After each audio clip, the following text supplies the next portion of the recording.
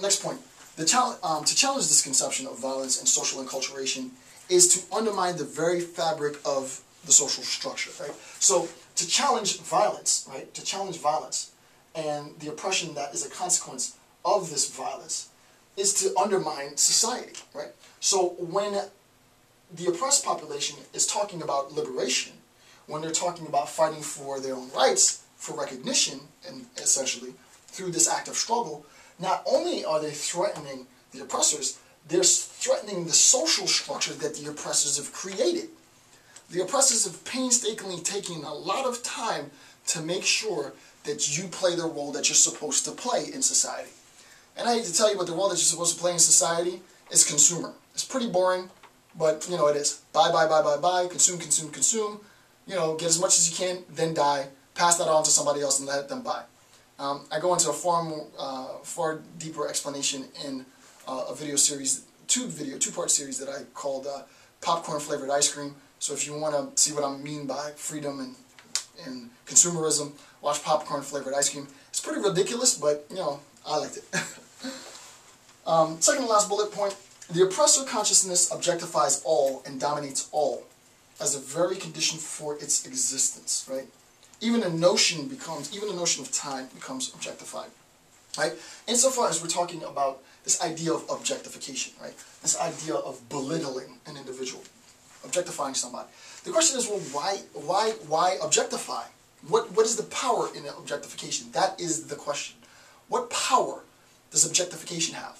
Well, objectification has power if you ascribe to a capitalist, and I'm not one of these sort of radical idealist that doesn't believe in capitalism. I understand capitalism has a particular role, and I'm not here to sort of rage against capitalism, even though I think it has huge flaws in it.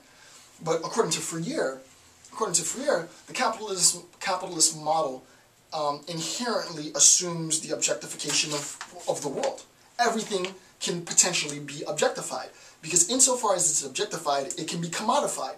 And insofar as it can be commodified, you can buy something, you can own something.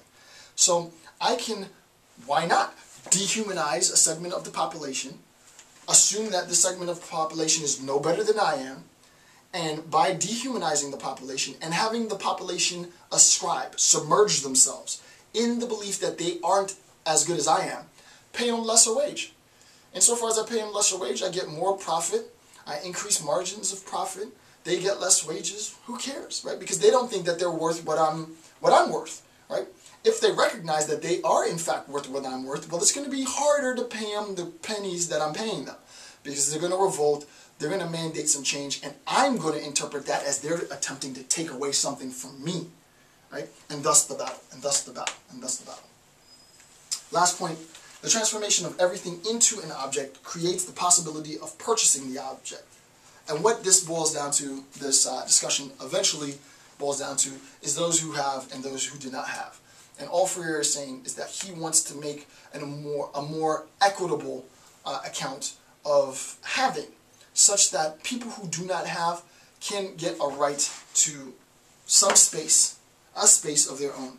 He's not saying that you have the right to own, right? As we've seen in the last discussion, his argument is not about ownership, because insofar as you want to own something, you have the desire to have something, then there's a relationship of subordination to those who have to help you maintain that thing. So if I own a piece of property, then in a sense, those who facilitate in maintaining that property are subordinated by my ownership of that property. He's not talking about that.